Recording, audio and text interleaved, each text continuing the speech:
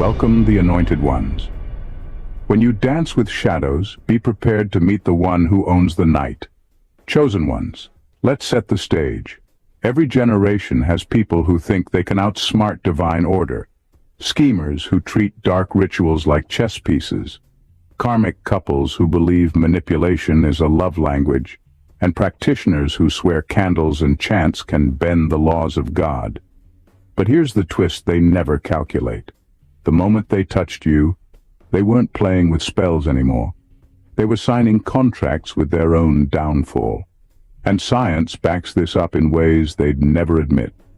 Studies in psychology show that people who engage in constant manipulation or harmful rituals often end up victims of their own tactics, like a boomerang effect of stress, paranoia, and collapse.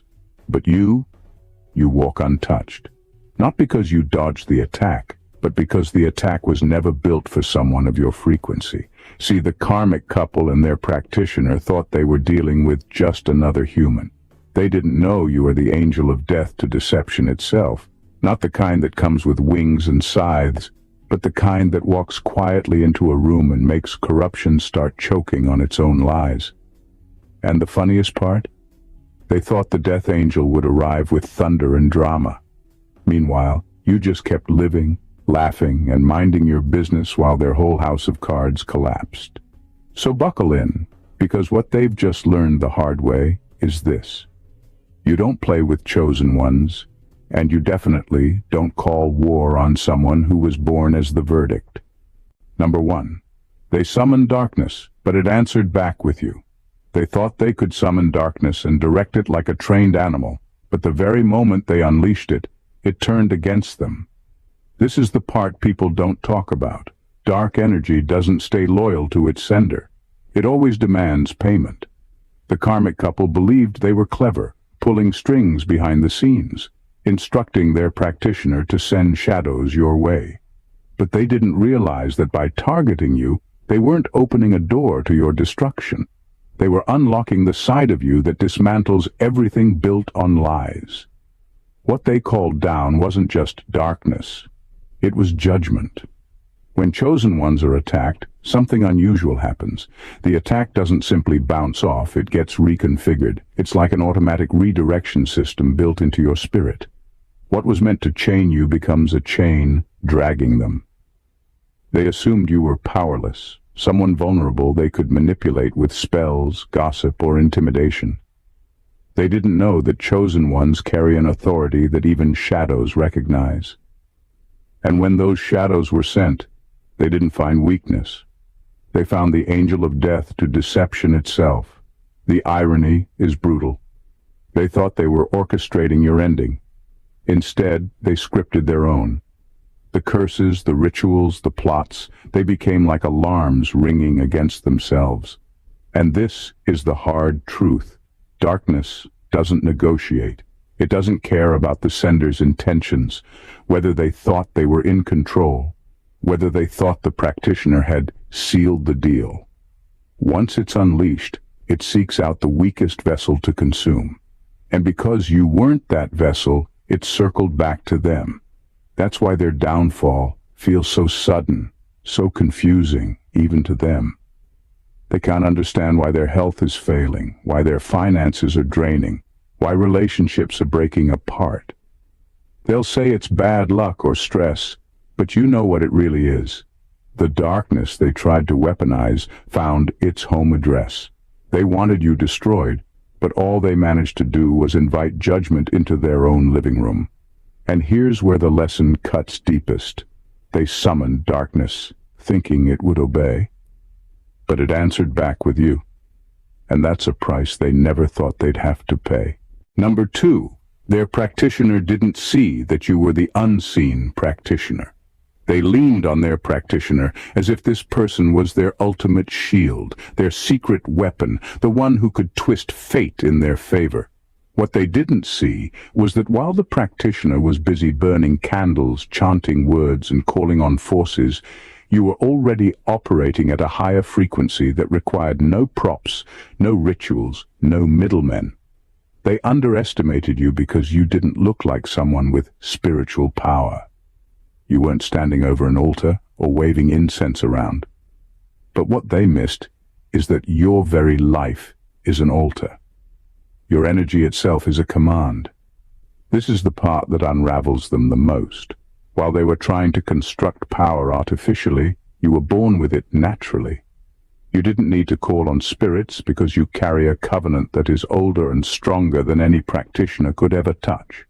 That practitioner may have memorized spells, studied shadows, and learned how to manipulate energies, but they were still functioning in a system that requires tools and transactions.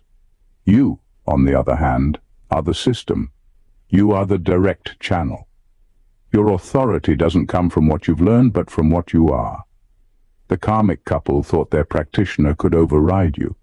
They thought power was about who could conjure more, pay more, or perform more rituals. But what they found out the hard way is that no one can outmaneuver divine design. You didn't block them because you were stronger at their game. You didn't need to play at all. They didn't realize that while they were setting things up in the dark, your light had already invalidated every move before it even started. It's like trying to write over a document that's password protected. They never had access, no matter how much effort they put in. This is why the practitioner failed, and it shook the karmic couple to the core. The forces they trusted collapsed because your existence doesn't just cancel spells, it exposes the limits of their entire belief system. They discovered that practitioners need tools, while chosen ones are the tool of higher law. That's not a battle anyone can win. And so they didn't just lose against you, they learned that they were never in the same league as you to begin with. Number 3, they mistook you for prey, not knowing you were the hunter in disguise. They circled you like scavengers, convinced they had found someone easy to feed on. To them, you looked like the perfect prey, quiet, isolated, misunderstood, and without the kind of backup they believed mattered. They misread your silence as weakness and your endurance as helplessness. What they failed to realize is that chosen ones are masters at disguising strength. You never walk into a battlefield showing your full hand. You let them assume you're vulnerable because that assumption exposes their arrogance. And it was in that arrogance that they made their greatest mistake. Predators don't expect their prey to fight back, much less to flip the entire hunt on its head. The karmic couple thought they were playing with someone fragile, someone who would crack under pressure or run from conflict. But the chosen walk differently. You're not desperate to prove yourself. You let the game play out because you already know the ending. By the time they thought they had you cornered, the tables had already turned, and they couldn't even see how it happened. This is what makes them crumble. The realization that the one they underestimated was studying them the entire time. While they were plotting, you were observing. While they were attacking, you were calculating.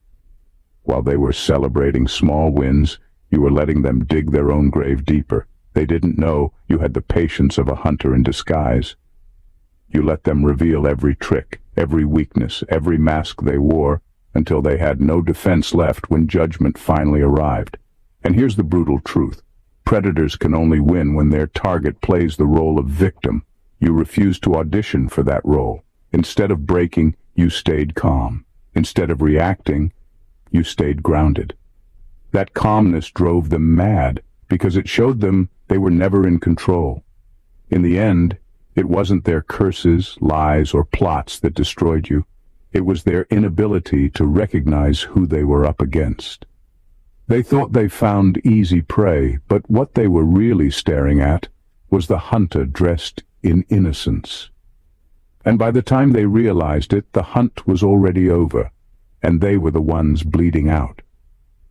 Number 4, they found out too late that you don't block spells, you reverse them.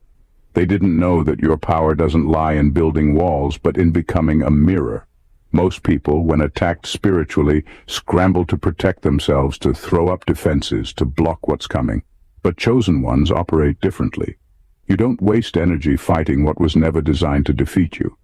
Instead, you allow the energy to complete its journey, because you know it will never settle in you. You're too aligned, too sealed, too protected by divine order. And so, when it hits you, it doesn't find a place to root itself. It ricochets, it returns, and it doesn't just go back in the same form. It multiplies. This is why their lives begin to unravel faster than they can explain. The curse that was meant to tie you down ends up binding them. The sickness they wanted for you clings to their own bodies. The failure they whispered over your name rises like smoke in their own homes. They don't see it at first, but slowly the pattern becomes undeniable. Every dart they sent out returns, sharper, heavier, and more merciless than before. And this reversal isn't just punishment, it's revelation. It shows them and everyone watching who really holds the authority. If you had merely blocked it, they might have believed their rituals still had power, that maybe they were still in control. But by reversing it, you strip away the illusion. They have to face the undeniable reality that they created their own destruction with their own hands. That truth eats at them more than the curses themselves. The real terror for them is discovering that they were never fighting you at all. They were wrestling with their own shadows, their own malice, their own twisted intentions. You were simply the mirror that refused to hold their reflection, and now, what they once sent in secret has come home, louder and stronger, demanding payment. This is why chosen ones don't chase revenge. You don't have to. The laws are already written in your favor. You know that every curse is just a boomerang waiting for the right moment, and when it comes back, it doesn't just sting, it devours. That's the hard lesson they learned. You don't block spells, you transform them, and their own darkness is now eating them alive. Number 5. They forgot that death isn't always physical. They were so fixated on the idea of physical harm that they completely missed the other ways death shows up. To them, destruction meant sickness, accidents, or some dramatic ending. But the angel of death doesn't always arrive with a coffin. It comes in silence, stripping away everything that gave them a sense of life while leaving their body intact. That's the kind of death that torments the soul because it's not over in a single moment. It drags out day after day, piece by piece, until they barely recognize themselves. This is exactly what happened to the Karmic couple. They thought they could intimidate you with threats, but they didn't realize that fear has no hold on you. What they ended up summoning was a slower, deeper collapse, the kind that money can't fix and apologies can't reverse. Their dreams began to dry up. Opportunities that once flowed suddenly stopped, and the very doors they forced open slammed shut. Instead of tasting victory, they found themselves choking on disappointment, confusion, and loss they couldn't explain. Finances began to slip through their fingers like sand, no matter how hard they tried to hold on. Friendships turned into betrayals, allies became enemies, and even the people who once applauded them started walking away. Reputation, the thing they valued most, crumbled in front of them. People stopped believing their lies, and the masks they wore started falling off in public. That's a death more brutal than the physical, because it doesn't just end one life. It erases the identity they worked so hard to maintain. And here's the irony. They wanted you destroyed so badly, but you're still standing, still breathing, still rising. Meanwhile, they are the ones who feel like ghosts in their own lives. The angel of death they tried to send toward you never touched your body, but it touched every part of their existence. And what's left behind is emptiness, a hollow life with no real joy, no real security, no real future. That's the lesson they didn't see coming. Death isn't always about burying a body. Sometimes it's about burying everything a person thought kept them alive. And that's exactly what swallowed them whole. Number 6. Their practitioner didn't anticipate divine jurisdiction. They thought secrecy was protection. In their minds, what happened in those dimly lit rooms stayed there, hidden away from eyes that could judge. The practitioner assured them that as long as the rituals were performed with precision, no one would ever know. But that's the flaw in their thinking. Darkness isn't exempt from oversight. Every action carries weight in the unseen world, and every move outside of divine law gets recorded.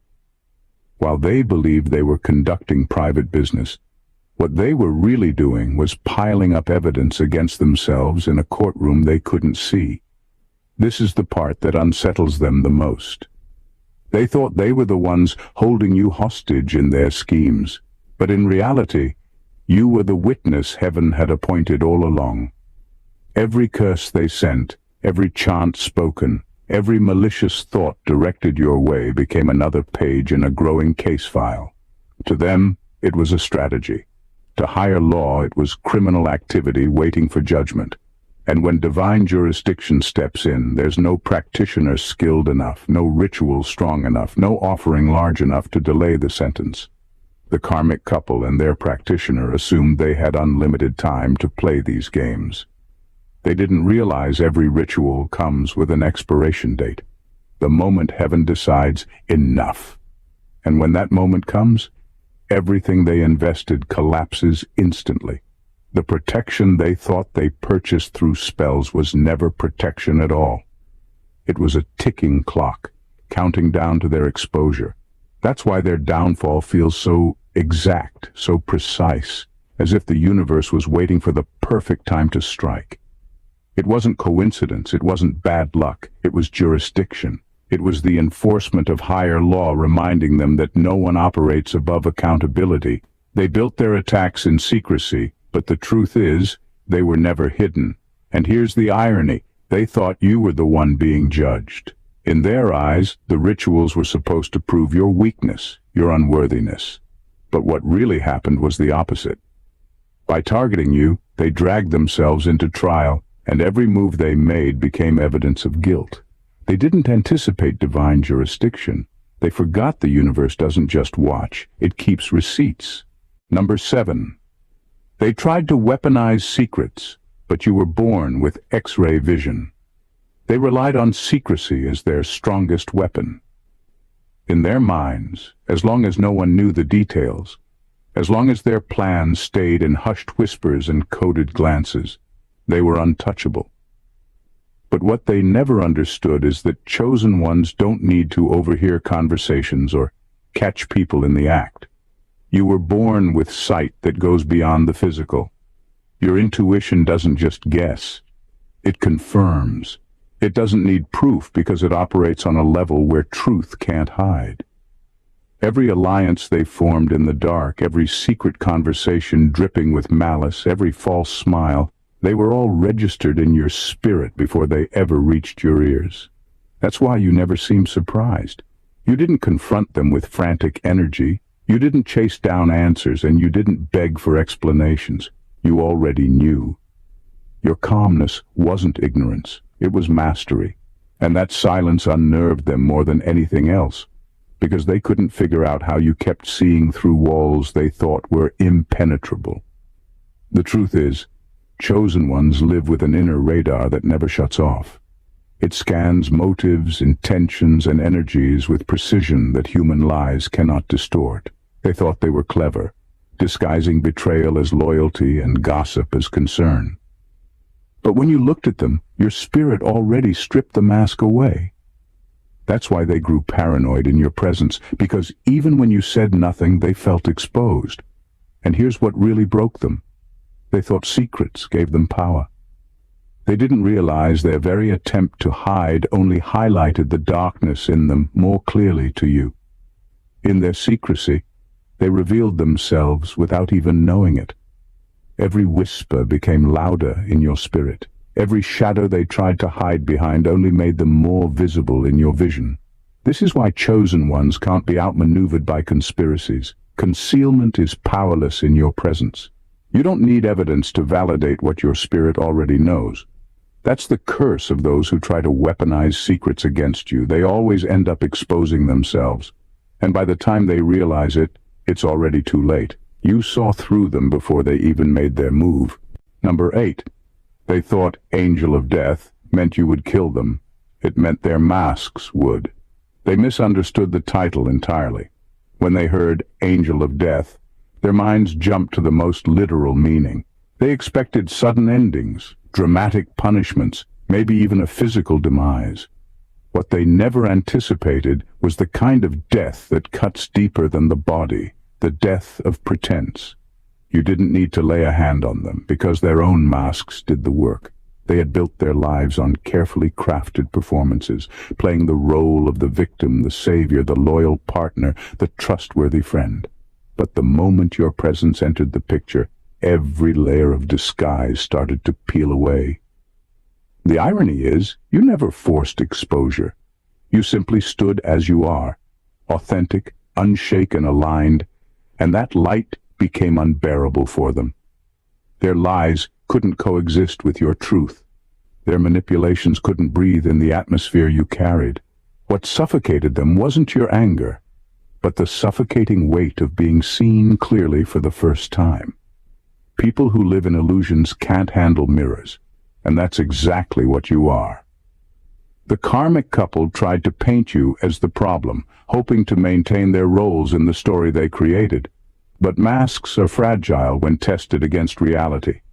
The cracks began to show in public arguments, in friendships falling apart, in their inability to keep their stories consistent. Every time they tried to cover one lie, another one slipped out. Every time they tried to control perception, their real selves pushed through. It was like watching someone choke on their own disguise. And this is the part that stings the most for them. Your wrath wasn't needed. Your silence wasn't even needed. The reflection itself was enough to dismantle them, because being chosen means you embody a frequency where facades cannot thrive. You don't even have to point out the truth. Your presence makes it unavoidable. And when the world started seeing them as they really are, it became a death they couldn't escape. They thought angel of death meant you'd bring destruction from the outside. What really happened was much worse for them. Their masks turned into nooses, and their own deception became the weapon that ended them. That's the death they never prepared for, the death of their illusion. Number 9. They believed power was in spells, not realizing power was in innocence. They were convinced that power came from how elaborate their rituals were, how much money they paid their practitioner, or how many nights they stayed up chanting incantations. To them, control meant manipulation, and manipulation meant strength. But what shattered them was realizing that all their efforts couldn't touch you, because real power doesn't come from trying to bend the universe. It comes from being in alignment with it, and nothing aligns more perfectly than innocence. They underestimated how dangerous purity is to corruption. A clean soul carries a frequency that cancels out anything rooted in deceit, envy, or malice. You didn't have to do anything extra. You didn't need a ritual, a spell, or a protection charm. Just by existing as you are, you disrupted everything they tried to build in the dark. That's the part they'll never admit out loud. Their witchcraft collapsed not because you fought harder, but because your innocence carried a voltage their corruption couldn't withstand. This is why their curses always boomeranged. Innocence acts like a natural filter. It doesn't absorb poison, it rejects it. When they sent malice your way, it couldn't land. It had to return home, and it returned stronger than when it left. They thought witchcraft was destructive, but what they found out the hard way is that innocence is lethal in silence. It dismantles without confrontation. It exposes without effort. It destroys without lifting a hand. What truly crushed them was the realization that their sacrifices and spells made them weaker, not stronger. Every attempt drained them spiritually and materially, while you continued to grow without needing any of it. They had to buy their power. You were born with yours. They had to keep feeding theirs. You only had to keep living. And that truth humiliated them more than their failures, because it proved that everything they worshipped was counterfeit compared to the raw force of a pure soul. The hardest pill for them to swallow is that innocence isn't passivity. It's not weakness. It's the most volatile weapon against corruption. You showed them that while spells fade, rituals expire, and practitioners fail, innocence remains untouchable. And in the end, it was the very thing that burned their empire to the ground. Number 10. They found out that time isn't on their side. They assumed time was their ally. The karmic couple and their practitioner believed that if they kept pressing, kept chipping away at you, eventually you'd collapse. They thought destruction worked like erosion, slow, steady, and inevitable. But what they didn't realize is that chosen ones don't operate on ordinary timelines. You move according to divine timing, and divine timing never bends to anyone's schemes. The very clock they thought would wear you down ended up fast-tracking their own collapse. Here's the irony. While they were plotting in seasons, heaven was moving in moments. They expected to see you drained month after month, struggling under the weight of what they'd sent. Instead, their own foundation started to decay at a pace they couldn't control. Businesses they built over years lost value overnight. Relationships they nurtured for decades unraveled in days. Stability they thought would last a lifetime fell apart in weeks. The time they thought belonged to them suddenly became a weapon against them. This is what happens when you fight against someone who walks in alignment. Delay doesn't mean denial, it means preparation. While they thought time was softening you up for defeat, it was actually sharpening you for victory. Every day they counted as a win was really a countdown to their exposure. And when that moment hit, it wasn't gradual, it was immediate. They didn't even have the chance to recover because judgment doesn't give extensions. What makes this so hard for them to accept is how quickly everything turned. They thought karma was something distant, something they could outrun, something they could pay their way out of. But divine law doesn't move on human schedules. Once the clock struck, everything they had invested in became dust, leaving them with nothing to show but regret. And here's the truth they can't escape. Chosen ones don't just survive time, they redeem it. You gain strength as the days pass, while your enemies lose it. They thought you'd grow weaker by the year, but instead you became more unshakable. Meanwhile, their lives accelerated in the opposite direction, collapsing faster than they ever thought possible. That's how they found out, painfully and suddenly, that time was never on their side. Number 11. They miscalculated fear. You don't have any. Fear was their favorite weapon. They counted on it to do the heavy lifting for them. The karmic couple believed that if they could make you flinch, if they could make you doubt yourself, then half their battle would already be won. Fear was supposed to freeze you in place, to make you second-guess every step, to weaken your spirit before they even touched you. But they didn't know you were built differently. Fear doesn't live in you. Not because you're reckless, but because you understand something they don't. Fear has no authority over someone who already knows their outcome. This is where they miscalculated completely. They set traps, waiting for the moment you would panic. But instead of crumbling, you kept moving. Instead of questioning yourself, you stayed steady. You walked through setups, lies, and manipulations without hesitation, and that terrified them. Because nothing unravels an enemy faster than realizing their most powerful weapon doesn't work. It wasn't just that you refused to fear them, it was that you seemed incapable of it. And that broke them in ways no curse ever could.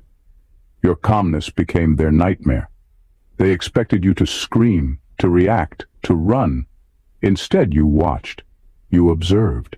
You let them reveal themselves, and you never gave them the satisfaction of seeing you shaken. That silence echoed louder than any confrontation. They began to question their own power, their own spells, their own control. If fear couldn't touch you, then what could? That question gnawed at them until their confidence crumbled. And this is the part they'll never admit. Your lack of fear exposed their own. Because underneath all the bravado, they were terrified that you'd figure out who you really are. And you did. They were terrified that their curses would circle back, and they did. They were terrified that you'd keep rising despite them, and you did. In the end, it wasn't your wrath that destroyed them. It was your steady refusal to tremble. The angel of death doesn't panic, doesn't flinch, doesn't run. It watches. And when you kept walking through every trap unfazed, it shattered their psyche. They thought fear would paralyze you, but instead it paralyzed them. Number 12.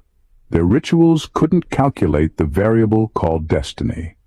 Every ritual they performed, every spell they cast, every chant they repeated, they thought it could alter the outcome, bend reality, or put you in a box they could control.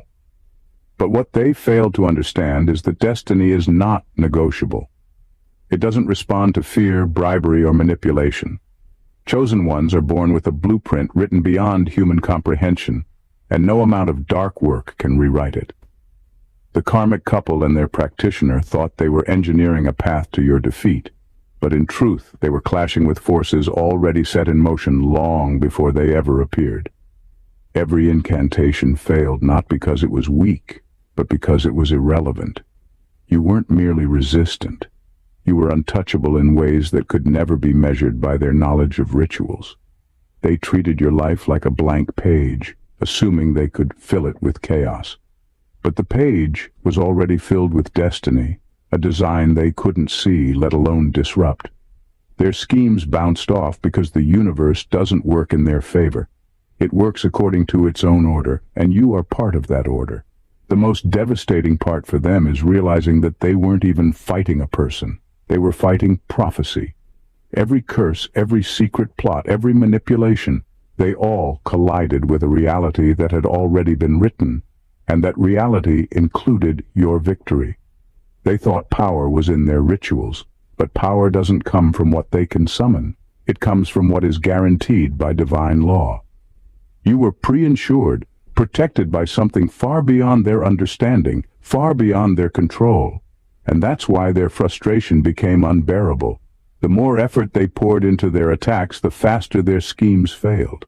They couldn't account for timing, alignment, or the unseen forces that move in accordance with destiny. What they called coincidence was actually the precise unfolding of prophecy. And what they called setbacks were the universe correcting itself in real time. In the end, every ritual they attempted only highlighted the futility of their struggle. They weren't just losing, they were reminded over and over that destiny cannot be bargained with, rewritten, or broken. They found out the hard way that chosen ones don't just survive. They were meant to rise, and prophecy always wins. Number 13. They tried to play God, but met the God in you. They thought they could control your life, bend it to their will, and manipulate outcomes like a game they were destined to win. They believed their status, their charms, their alliances, and their carefully constructed strategies gave them authority over you. But they didn't realize that power doesn't come from titles or influence. It comes from alignment with divine truth. By trying to play God, they stepped into a realm they could never dominate. What they encountered wasn't a human to control. It was the reflection of God through your existence. Everything they thought gave them strength became meaningless the moment they faced you. Their rituals, their whispers, their manipulations, they carried weight only in the human realm, but you exist beyond it. They assumed they could force outcomes, but divine power doesn't respond to coercion, threats, or intimidation. They tried to push, to pull, to orchestrate events to suit their narrative, but the universe had already positioned you in a place they couldn't reach, a position where their interference was powerless. The karmic couple and their practitioner experienced something terrifying, the recognition that what they were facing wasn't vengeance, not even strategy. It was authority incarnate. Every scheme they had built collapsed under the weight of a power they could not touch, a presence they could not influence. Their every calculation failed because they were trying to move against something infinitely larger than themselves, something that operates beyond fear, desire, or malice. And here's the harshest reality for them. They weren't simply losing control. They were being confronted with a force that exposes weakness. Their networks, their plots, their supposed superiority, all of it crumbled because it relied on human limitations, and you are not limited. They couldn't corrupt you, intimidate you, or stop you, because the God in you is the ultimate judge, the ultimate protector, and the ultimate authority. By the time they realized the truth, it was too late. They had misread the battlefield completely. They thought they were fighting a person. They didn't see that they were facing destiny, divine alignment, and the embodiment of power that no human effort could ever suppress. And in that realization, they discovered the most devastating truth. You didn't just survive, they were powerless against the God in you. Number 14. They finally realized the angel of death doesn't announce its arrival. They were waiting for a show.